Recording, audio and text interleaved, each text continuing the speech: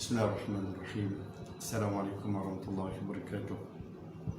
إلى حضرة النبي المصطفى رسول الله صلى الله عليه وسلم وكافة الأنبياء والمرسلين والملائكة المقربين والكربين والأولياء والعلماء الله الصالحين وإلى أرواح جميع المسلمين والمسلمات والمؤمنين والمؤمنات شملنا والفاتحة. أعوذ بالله من الشيطان الرجيم. بسم الله الرحمن الرحيم. الحمد لله رب العالمين الرحمن الرحيم مالك يوم الدين إياك نعبد وإياك نستعين اهدنا الصراط المستقيم صراط الذين أنعمت عليهم غير المغضوب عليهم ولا الضالين آمين. الحمد لله والصلاة والسلام على رسول الله وعلى آله وصحبه ومن والاه. لا حول ولا قوة إلا بالله. لا حول ولا قوة إلا بالله. La haula wala quwwata illa billahil azim. Alhamdulillah, syukur kepada Allah Taala pada pagi yang mulia dan bahagia ini dapat sama-sama kita bertemu walaupun di alam maya, tapi kita masih lagi berada dalam majlis ilmu. InsyaAllah mudah-mudahan Allah Subhanahu Wa Taala sentiasa merahmati, memberkati, meridai, memudahkan serta menunaikan segala hajat kita, sama ada hajat duniawi dan lebih lagi hajat ukhrawi. Saya ucapkan jazakumullah khairan kathiran dan terima kasih kepada seluruh ahli jawatankuasa masjid Kota Damansara, terutamanya kepada Abang Fadil yang sudi untuk memberi peluang kepada saya untuk berkongsi ilmu. Walaupun kita berada di tempat yang jauh, tapi dengan teknologi yang ada sekarang ni, Allah Subhanahu Wa Taala memudahkan untuk kita berkongsi ilmu, untuk kita sama-sama berusaha untuk memberi kefahaman agama kepada masyarakat kita. Mudah-mudahan apabila masyarakat kita memahami urusan agama, memahami ilmu yang dituntut oleh agama, insyaAllah keadaan mereka akan bertambah baik dan hubungan mereka dengan Allah Ta'ala juga akan bertambah baik. Jadi sahabat-sahabat yang dirahmati Allah, sahabat-sahabat yang dirahmati Allah, insyaAllah pada pagi ini saya bercadang untuk kongsi satu tajuk tazkirah kita, iaitulah antara ciri-ciri mereka yang layak mendampingi Rasul sallallahu alaihi wasallam di dalam syurga. Di mana Rasul sallallahu alaihi wasallam adalah merupakan manusia yang terbaik. Rasul sallallahu alaihi wasallam adalah merupakan contoh yang terbaik di dalam kehidupan kita, dan kita sangat-sangat mendambakan agar kita dapat duduk dan dapat mendampingi Rasul sallallahu alaihi wasallam di dalam syurga. Kalau di dunia ni kita berasa seolah-olah kalau sekiranya Rasulullah masih hidup sekarang ni, pasti kita akan cuba untuk mendekati Rasulullah. Pasti kita akan cuba buat benda yang boleh melayakkan kita untuk dampingi Rasulullah SAW. Tetapi Rasulullah SAW telah wafat, Rasulullah SAW telah meninggalkan kita 1000 tahun yang lalu lebih kurang. Jadi di sana Allah Subhanahu Wa Taala menyediakan peluang untuk kita berusaha agar kita dapat duduk dan dampingi Rasulullah SAW di dalam syurga Allah Subhanahu Wa Taala.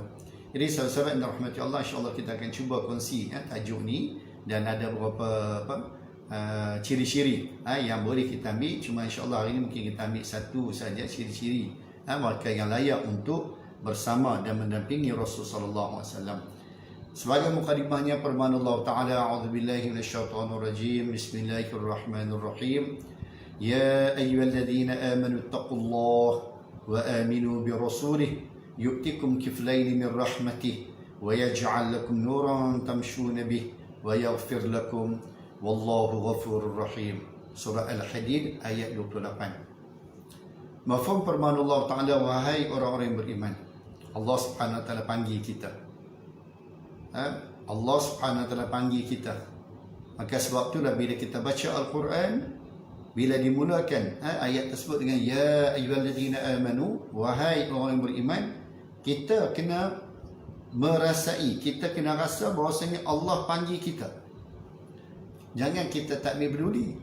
Sebab kadang-kadang ada orang yang membaca Al-Quran tapi dia rasa macam tak ada apa.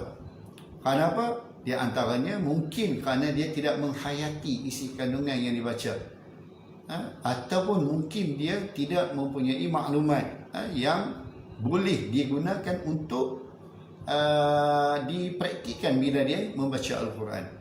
Maka sebab itulah di zaman Rasulullah SAW, para sahabat, apabila turun ayat yang dimulakan dengan ya ayyuhalladzina amanu, wahai orang beriman, maka akan bagi tumpuan yang sepenuhnya kepada apa benda yang akan disampaikan oleh Rasulullah SAW Di mana apabila ayat itu dimulakan dengan ya ayyuhallazina amanu, berarti di sana ada arahan. Di sana ada arahan, ada perintah. Sama ada perintah suruh kita buat ataupun perintah suruh kita tinggal. Ini apa yang diajar, yang difahami oleh para sahabat radhiyallahu anhum ajma'in. Dan kalau kita tengok ayat ni pun sama. Ya ayyuhallazina amanu, wahai orang beriman. Jadi apa Allah Taala nak perintah kita? Yang pertamanya Allah Taala perintah kita ittaqullah, bertakwalah kamu kepada Allah.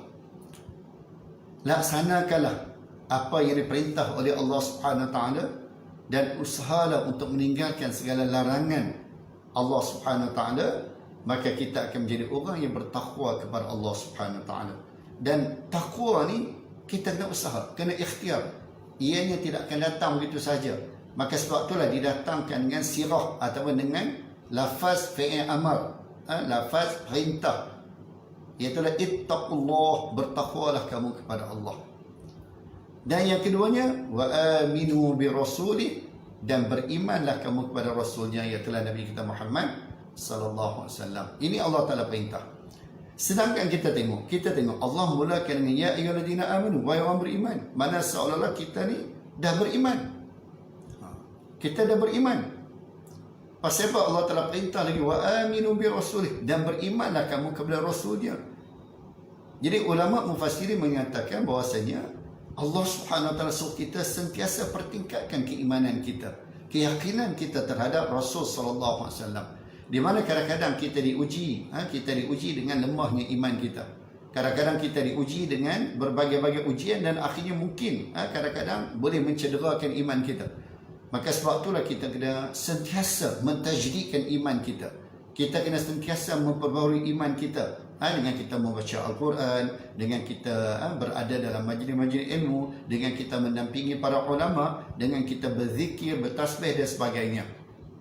Jadi dalam ayat ni Allah Subhanahu Wa Taala ulang wa aminu bi rasulih, dan berimanlah kamu dengan rasulnya. Berarti kita kena pertingkatkan keimanan dan keyakinan kita terhadap Rasul sallallahu alaihi wasallam, dengan kita meyakini bahawa apa yang disampaikan oleh Rasul sallallahu alaihi wasallam itu adalah benar, dan kita kena yakini segala apa yang disuruh dan yang diperintah oleh Rasul sallallahu alaihi wasallam. Sebab itulah ulama sebut dalam kitab mereka amantu bir rasul wa bima qala rasul. Aku beriman dengan Rasul dan apa yang disabdakan, apa yang diperintah, apa yang disampaikan oleh Rasul sallallahu alaihi wasallam. Walaupun benda tu kecil, remeh-temeh, tetapi apa yang disampaikan oleh Rasul sallallahu alaihi wasallam, maka kita perlu amalkan semampu kita. Kita perlu laksanakan benda tu dalam kehidupan kita semampu yang kita boleh. Sebagai contoh, makan menggunakan tangan kanan. Walaupun benda tu nampak macam remeh-temeh, kecil, tapi kita perlu amalkan. Kerana zaman sekarang kadang-kadang ada orang terpengaruh dengan barat, terpengaruh dengan orang bukan Islam, maka makan dengan tangan kiri. Kita pun kadang-kadang terlajar, kita juga kadang-kadang makan dengan menggunakan tangan kiri. Islam ajak kita sebelum masuk tandas baca doa. Nak masuk tandas dengan dimulakan dengan kaki kiri. Walaupun benda tu nampak remeh-temeh, kecil, tapi sebenarnya ia yang besar di sisi Allah Subhanahu Wa Taala. Sebagai contoh, kita memasukkan air ke hidung ketika kita mengambil wudu. Walaupun nampak benda tu macam remeh-temeh, kecil, tapi berdasarkan kepada apa yang kita tengok sekarang, untuk membantu kita, untuk membantu kita menghadapi ujian yang ada sekarang ni, coronavirus ni ataupun pandemik COVID-19 ni, itulah dengan cara kita memasukkan air ke dalam hidung untuk membersihkan hidung kita. Dan ianya telah diajar oleh Rasulullah SAW dulu lagi, 1400 tahun yang lalu lagi. Rasulullah telah ajar kita benda-benda macam ni. Maka sebab itulah, walau sekecil mana pun sunnah Nabi SAW, walau sekecil mana pun benda yang diperintah oleh Allah dan Rasulullah SAW, jangan kita pandang remeh-temeh, jangan kita ambil mudah. Mari kita cuba amalkan, cuba praktikkan dalam kehidupan kita semampu yang kita boleh. InsyaAllah mudah-mudahan dengan kita buat benda yang diperintah oleh Allah dan Rasul sallallahu alaihi wasallam akan membantu dan memudahkan segala urusan kita, sama ada urusan duniawi lebih baik daripada urusan ukhrawi. Jadi apa faedah yang kita akan dapat bila kita bertakwa kepada Allah, kita beriman pada Rasul sallallahu alaihi wasallam? Apa faedah yang kita akan dapat? Yang pertamanya, Allah Taala kata yu'tikum kiflaini min rahmatih. Allah Subhanahu Wa Taala akan memberi kepada kamu dua bahagian. Allah Taala akan double untuk kita rahmatnya. Masya Allah, sahabat-sahabat yang dirahmati Allah, rahmat Allah adalah benda yang sangat besar. Rahmat Allah adalah benda yang sangat-sangat bernilai bagi kita.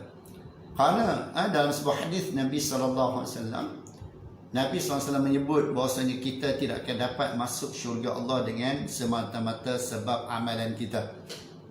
Nabi SAW menyebut dalam sebuah hadis, kita tidak dapat memasuki syurga Allah dengan semata-mata amalan kita.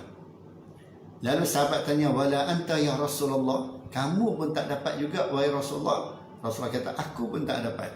Melainkan Allah Subhanahu Wa Taala kurniakan rahmat dia, illa an yataghammadani Allah bi rahmatin fadl, atau kama qala alaihi wasallam, melainkan Allah Taala kurniakan rahmat dan limpah kurnianya, maka barulah aku layak untuk masuk syurga Allah Subhanahu Wa Taala. Jadi sahabat-sahabat yang dirahmati Allah, bila kita beriman, bertakwa pada Allah, beriman pada Rasulullah SAW, Allah akan bagi dua kali ganda rahmat dia kepada kita. Yang mana dengan dapatnya kita rahmat Allah Subhanahu Wa Taala, maka melayakkan kita memasuki syurga Allah Subhanahu Wa Taala. Kalau kita nak tengok kepada amalan kita, Masya Allah, tak tahu mana pun. Saya selalu sebut, makan dengan semayang, makan lebih khusyuk lagi. Puasa dengan semayang, puasa dengan makan lebih sedap lagi. Makan lebih sedap, makan lebih khusyuk jika kita nak bandingkan dengan amalan-amalan yang kita buat, perintah Allah yang kita laksanakan. Maka di antara kita kata apa, asbab yang kita tengok bahawasanya kita ni tidak akan dapat masuk semata-mata dengan amalan kita, tapi kita akan dapat masuk syurga Allah dengan rahmat dan limpah kurnia serta belas kasihan daripada Allah Subhanahu Wa Taala. Itu yang pertama. Bila kita bertakwa kepada Allah, kita beriman kepada Rasulullah SAW, yang pertamanya Allah Taala akan bagi dua kali ganda rahmatnya kepada kita. Masya Allah. Wa yaj'al lakum nuran tamshuna bih. Dan yang keduanya, bila kita bertakwa kepada Allah, kita beriman pada Rasulullah SAW, Allah Subhanahu Wa Taala akan kurniakan kepada kita cahaya. Allah akan kurniakan kepada kita panduan, di mana manusia sangat-sangat memerlukan panduan. Manusia sangat-sangat memerlukan cahaya, dan tidak ada panduan dan cahaya yang terbaik melainkan panduan dan cahaya yang ditunjuk oleh Allah dan Rasul sallallahu alaihi wasallam. Jadi bagi orang yang beriman kepada Allah, beriman kepada Rasul sallallahu alaihi wasallam, bertakwa kepada Allah, orang ni kata Allah Taala akan diberikan cahaya, akan dipandu oleh Allah. Rabbi adkhilni mudkhala sidqin wa akhrijni mukhrij sidqin waj'alni min ladunka sultanan nasira. Minta Allah Taala pandu kita. Maka sebab itulah kita tengok para sahabat radhiyallahu anhu ajma'in, apa jua mereka nak buat, mereka memohon kepada Allah Subhanahu Wa Taala, mereka dipandu oleh Allah Subhanahu Wa Taala, mereka dipandu oleh Rasul sallallahu alaihi wasallam. Jadi akhirnya perbuatan mereka jadi sempurna, perbuatan mereka jadi baik, elok. Kenapa? Kerana mereka mendapat panduan daripada Allah Subhanahu Wa Taala. Sahabat-sahabat yang dirahmati Allah, kita ni lemah, dan kita kena akui bahawa kita ni memang lemah. Jadi apabila kita tahu, kita yakin, kita percaya bahawa kita ni lemah, seperti mana yang disebut oleh Allah dalam Quran, Allah Subhanahu Wa Taala sebut bahawasanya khuliqal insanu dha'ifa. Allah cipta manusia ni lemah. Jadi bila manusia ni dicipta mempunyai sifat lemah, ada kelemahan, maka kita perlu memohon pada Allah panduan dan pedoman untuk kita menjalani kehidupan kita sebagai hamba Allah di atas muka bumi ini. Untuk kita menjalani kehidupan kita di atas muka bumi ini, maka kita perlu kepada panduan dan pedoman daripada Allah Subhanahu Wa Taala. Maka sebab itulah sahabat-sahabat yang rahmati Allah, marilah kita memohon panduan dan pedoman daripada Allah untuk kita dapat selamat di dunia dan di akhirat. Sekarang kita diuji oleh Allah dengan pandemik COVID-19 ataupun coronavirus ni.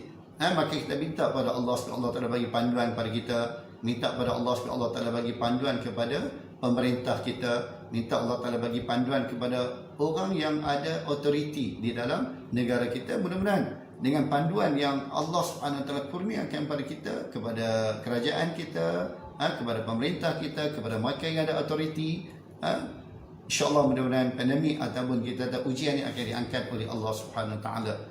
Banyak-banyak kita beristighfar, memohon pengampunan kepada Allah Subhanahu Wa Taala.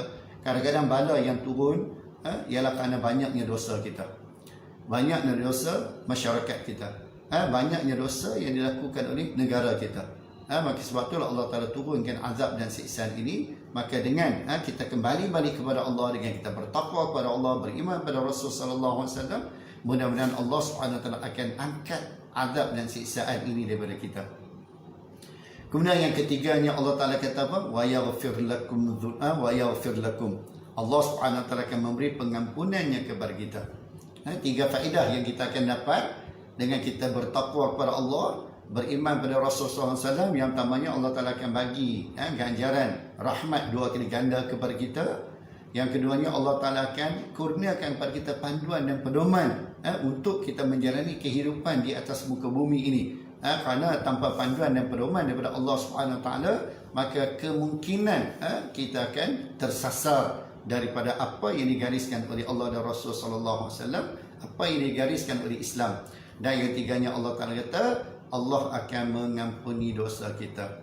Ini penting bagi kita sahabat-sahabat yang dirahmati Allah. Bagaimana kita boleh balik bertemu Allah sedangkan kita membawa dosa yang banyak bertemu Allah Subhanahu Wa Taala.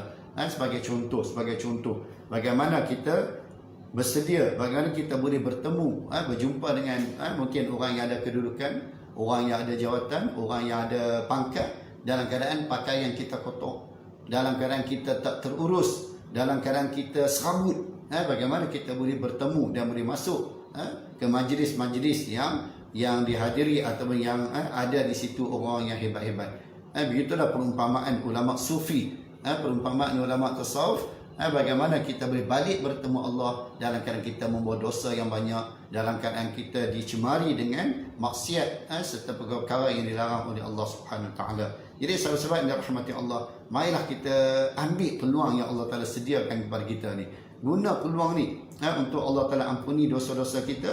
Di mana bila Allah Taala ampuni dosa-dosa kita, maka kita akan gembira, kita akan rasa seronok bila kita balik bertemu Allah Subhanahu Wa Taala. Kerana apa? Kerana wallahu ghafurur rahim. Sesungguhnya Allah Maha Pengampun, lagi Maha Penyayang, lagi Maha Mengasihani.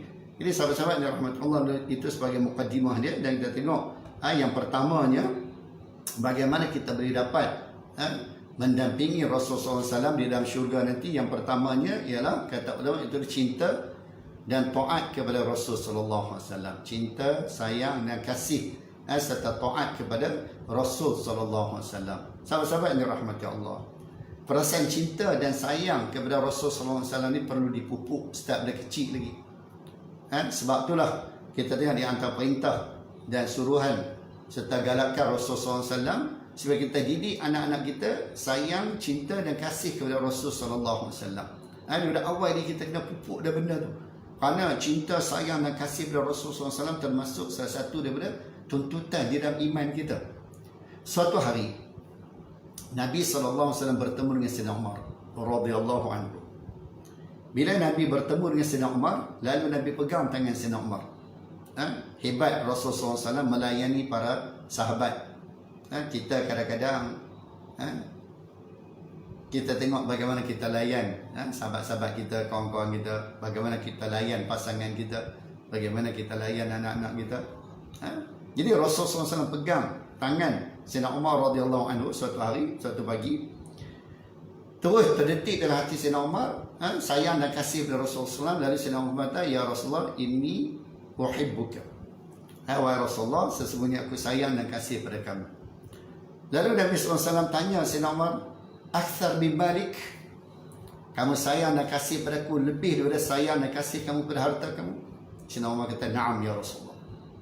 Akthar min ahlik? Kamu sayang dan kasih padaku lebih daripada keluarga kamu, isteri kamu? Sayyidina Umar kata, "Na'am ya Rasulullah." Ya, wahai Rasulullah. Akthar min awladik? Kamu sayang dan kasih padaku lebih daripada anak-anak kamu? Sayyidina Umar kata, "Ya, wahai Rasulullah." Kemudian Rasulullah tanya, "Akthar min nafsik?" Kamu sayang dan kasih padaku lebih daripada kamu sayang dan kasih pada diri kamu, wahai Umar? Dan Rasulullah tanya soalan yang terakhir ni, Umar kata, "La ya Rasulullah." Aku sayang dan kasih pada kamu, tetapi tidak melebihi sayang dan kasihku kepada diriku sendiri. Lalu Rasulullah SAW kata, wahai Umar, iman kamu belum sempurna. Iman kamu belum sempurna. Lalu Sayyidina Umar pun beredar daripada tempat tersebut. Dalam perjalanan dia, lalu dia patah balik. Dia jalan-jalan, duduk tak lama dia patah balik.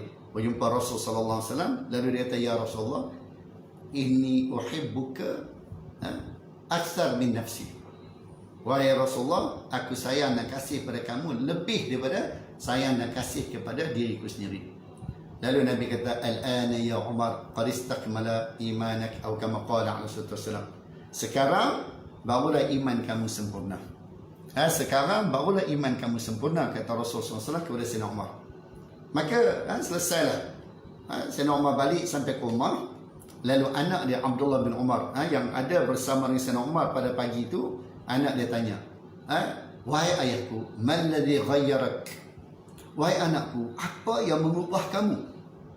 Sedangkan kamu kata kamu sayang Rasulullah SAW melebihi sayang dan kasih kamu kepada harta kamu. Kamu sayang dan kasih Rasulullah melebihi sayang dan kasih kamu kepada isteri kamu, pasangan kamu. Kamu sayang dan kasih Rasulullah melebihi sayang dan kasih kamu kepada harta kamu. Tapi kamu tak sayang dan kasih Rasulullah melebihi, kamu sayang dan kasih kepada Rasulullah, tetapi tidak melebihi sayang dan kasih kamu kepada diri kamu sendiri. Tiba-tiba kamu boleh berubah, bahwasanya kamu sayang dan kasih kepada Rasulullah mengatasi sayang dan kasih kamu kepada diri kamu sendiri. Ini soalan yang ditanya oleh Ibnu Umar atau Abdullah bin Umar kepada ayah dia. Lalu ayah dia kata, wahai anakku Umar, wahai anakku Abdullah, ketika aku beredar daripada Rasulullah SAW, lalu terfikir di dalam akalku, lalu terlintas dalam akal fikiranku dua benda. Yang pertamanya, aku fikir, apa jadi kepada Umar sekiranya tidak datangnya Rasulullah SAW kepada aku? Umar sembah berhala, Umar minum arak, Umar tidak tentu arah, Umar macam-macam sebelum dia masuk Islam. Tanpa wahyu, ada kita ada tanpa kita kata asbab daripada Rasul sallallahu alaihi wasallam, maka apa akan terjadi pada Sayyidina Umar? Itu yang difikirkan oleh Sayyidina Umar yang pertama. Yang keduanya, Sayyidina Umar kata, ketika aku di akhirat nanti, ketika aku di akhirat nanti, terlintas dalam hatiku, siapa yang aku lebih perlu di hari akhirat nanti? Harta aku ke, keluarga aku ke, anak isteri aku ke, diriku sendiri? Lalu terlintas dalam hatiku, di akhirat nanti aku sangat-sangat memerlukan Rasul sallallahu alaihi wasallam. Maka itulah yang mengubah diriku. Akhirnya aku sayang dan kasih kepada Rasul sallallahu alaihi wasallam, mengatasi sayang dan kasih kepada diriku, harta bendaku, anak isteriku dan segala apa yang ada di atas muka bumi ini. Jadi sahabat-sahabat yang dirahmati Allah, boleh tak perasaan itu timbul dalam diri kita? Ini yang kita kena tanya diri kita. Perasaan tersebut ada ke tak ada dalam diri kita? Kita duduk, kita muhasabah, kita tanya diri kita, tahap mana kasih sayang kita, cinta kita kepada Rasul sallallahu alaihi wasallam. Cuba kita tanya diri kita. Sehari semalam berapa banyak kita berselawat kepada Rasul sallallahu alaihi wasallam sebagai salah satu tanda sayang dan kasihnya kita kepada Rasul sallallahu alaihi wasallam. Kita tanya diri kita. Jika nak bandingkan dengan benda lain yang kita sebut, benda lain yang kita buat, berapa banyak sunnah Nabi SAW yang kita amalkan dalam kehidupan kita sebagai tanda kita sayang dan kasih kepada Rasulullah SAW. Berapa banyak perjuangan Islam yang kita bantu, yang kita tolong, dakwah Rasulullah SAW yang kita bantu dan tolong sebagai tanda sayang dan kasih kita kepada Rasulullah SAW. Jadi semua benda ni kita kena tanya diri kita, kita muhasabah diri kita supaya timbul dalam diri kita perasaan cinta, sayang dan kasih kepada Rasulullah SAW. Jadi sahabat-sahabat yang rahmatullah, kita tengok hadis Nabi SAW ni. Anzir bin Hubaish qala ataitu Safwan bin Assal radhiyallahu anhu as'alu 'anil mash 'ala al-khuffayn faqala ma ja'aka ya Zir faqultu bi tigha' al-'ilm faqala innal malaikata tadau ajnitaha li talib al-'ilm ridan bima yatlub faqultu innahu qad hakka fi sadri al-mash 'ala al-khuffayn ba'da al-gha'it wal-bawl wa kuntu imra'an min ashabin Nabi sallallahu alaihi wasallam faji'tu فأسألك هل سمعته يذكر في ذلك شيئا قال نعم kana ya'muruna idza kunna safaran aw musafirin alla nanzi'a khifafana thalathata ayamin wa layalihim illa min janabah walakin min gha'id wa bawlin wa nawm. Faqultu hal sami'tahu yadhkuru fil hawa syai'an? Qala na'am, kunna ma'a Rasulullah SAW fi safarin fabayna nahnu 'indahu idh nadaw a'rabi bisautin lahu jahwari ya Muhammad fa'ajabu Rasulullah SAW nahwan min sautih ha'um. فقلت له ويحك اغضض من صوتك فإنك عند النبي صلى الله عليه وسلم وقد نهيت عن هذا. فقال والله لا أغضض. فقال الأعرابي المرء يحب القوم ولما يلحق بهم. قال النبي صلى الله عليه وسلم المرء مع من أحب يوم القيامة. فما زال يحدثنا حتى ذكر بابا من المغرب مسيره عرضه أو يسير الراكب في عرضه 40 أو 70 عاما. قال صفوان أحد الرواة قبل الشام خلق الله تعالى يوم خلق السماوات والأرض مفتوحا للتوبة لا يغلق حتى تطلع الشمس منه. رواه الترمذي وغيره وقال حديث حسن أو كما قال عليه الصلاة والسلام.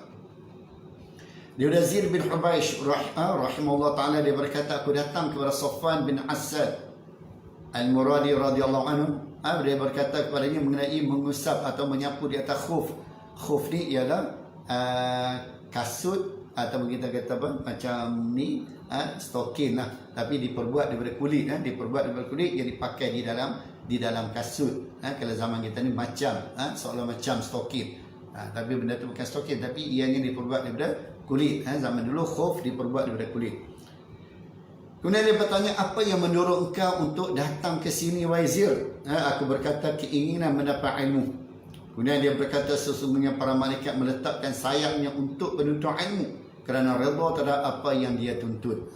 Malaikat bersama dengan kita bila kita berada dalam majlis ilmu. Sahabat-sahabat dirahmati Allah, sekarang ni kita berada di dalam majlis ilmu, dan kita yakin, percayalah bahwasanya bukan kita saja yang berada dalam majlis ilmu ni, tapi para malaikat juga bersama-sama dengan kita. Kerana di sana ada malaikat yang diperintah oleh Allah untuk mencari di mana ada majlis ilmu. Bila mereka bertemu saja dengan majlis ilmu, maka akan memanggil kawan-kawan mereka, halumu ila hajatikum, marilah ke sini. Di sini ada apa yang kamu nak, yang kamu perlukan. Lalu semua malaikat berkumpul, kata Nabi SAW, hatta anana sama, sehingga sampai ke awan langit. Jadi ini adalah salah satu daripada bisyarah Nabi SAW bahwasanya orang yang berada dalam majlis ilmu maka sebenarnya berada bersama dengan para malaikat. Dalam hadis yang lain disebut bahwasanya para malaikat ini meletakkan sayap, berarti tidak terbang dan redha terhadap apa yang dituntut, apa yang dibuat oleh para penuntut ilmu, orang yang berada dalam majlis ilmu. Kemudian aku katakan, dia tanya lagi, sesungguhnya terdetik di hatiku masalah mengusap khuf setelah buang air besar dan air kecil. Macam mana pula hukum? Kalau sekiranya kita ada wudu, kemudian kita buang air besar, air kecil, macam mana pula hukum? Setahu aku engkau adalah salah seorang sahabat Nabi SAW.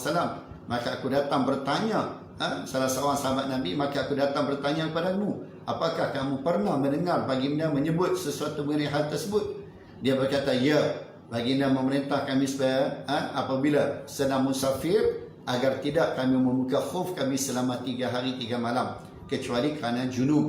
Bila kita musafir, kalau sekiranya kita pakai khuf, maka kita boleh tidak buka khuf kita selama 3 hari 3 malam. Bila kita ambil semayang, ketika nak basuh kaki tu, kita hanya sapu saja di atas kaki kita, tanpa kita tak perlu kita nak buka dah khuf kita. Dan kalau sekiranya kita dah musafir, boleh selama 3 hari 3 malam.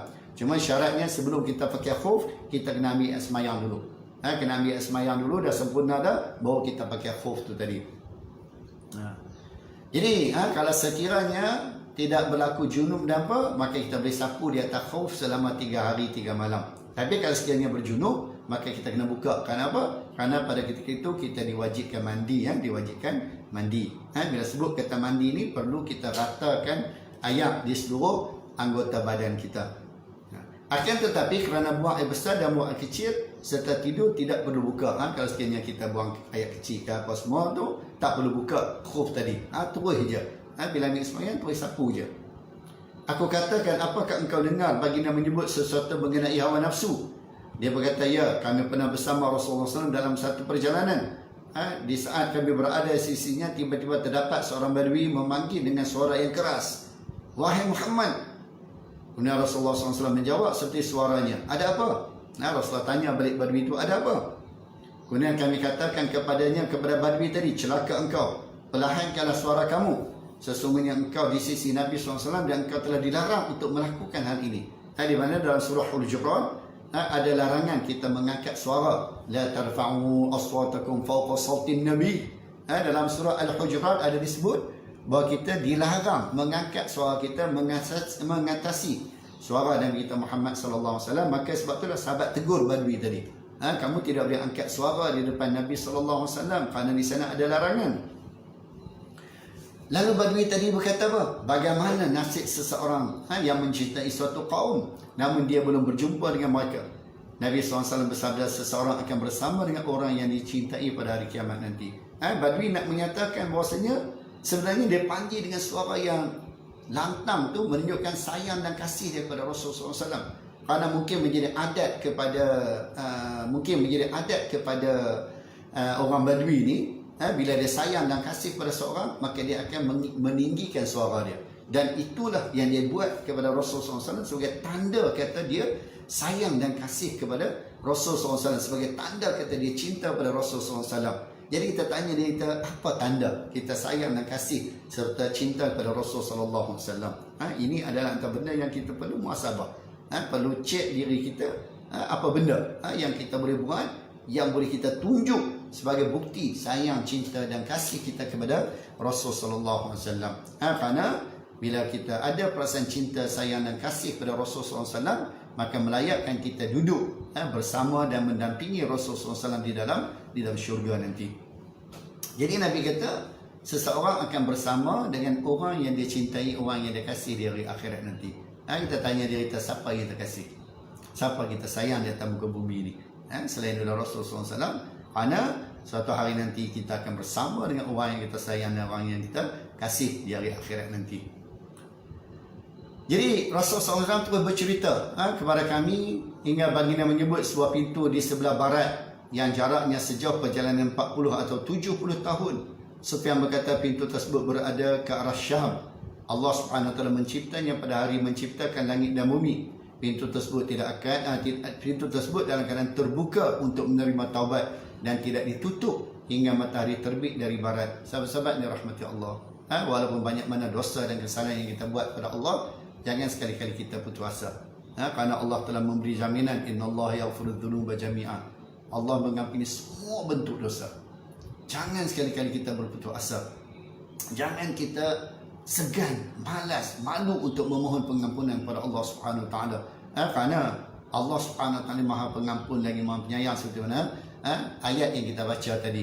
Tidak ada kita kata Tuhan yang Maha Pengampun dan Maha Penyayang, melainkan hanya Allah Subhanahu Wa Taala sahaja. Manusia mungkin boleh memaafkan kesalahan kita, mungkin sekali dua kali mungkin manusia boleh memaafkan kita, tapi Allah Subhanahu Wa Taala Masya Allah hebat, penyayang, pengasih, sayang dia kepada makhluk dia. Walaupun banyak mana dosa yang kita buat, walaupun banyak mana kesalahan yang kita buat, Allah tetap bersedia untuk memberi pengampunan kepada kita. Kita pernah dengar hadis Nabi SAW, seorang hamba Allah, Bani Israel, cerita kisah Bani Israel yang pernah bunuh sampai 100 orang. Allah Subhanahu Wa Taala masih bagi peluang kepada dia untuk dia bertaubat kepada Allah. Allah bagi peluang kepada dia untuk Allah Taala ampuni dosa dia. Kita baca kisah wanita Bani Israel, Baghi, seorang wanita pelacur, dengan sedikit kebaikan yang dia buat, itu pun kepada binatang, maka Allah Subhanahu Wa Taala bagi rahmat dan kasih sayang dia kepada wanita tersebut, lalu terbuka dalam hati dia untuk bertaubat kepada Allah, dan akhirnya Allah Taala menerima taubat dia. Jadi sahabat-sahabat yang dirahmati Allah, jangan kita berputus asa dari rahmat Allah, jangan kita berputus asa daripada memohon pengampunan kepada Allah, kerana sesungguhnya Allah Maha Pengampun lagi Maha Penyayang. Walau banyak mana dosa yang kita buat, maka kembalilah kepada Allah Subhanahu Wa Taala, baliklah kepada Allah Subhanahu Wa Taala, mohonlah pengampunan kepada Allah. Sesungguhnya Allah Maha Pengasih lagi Maha Penyayang, dan Allah Taala Maha Pengampun.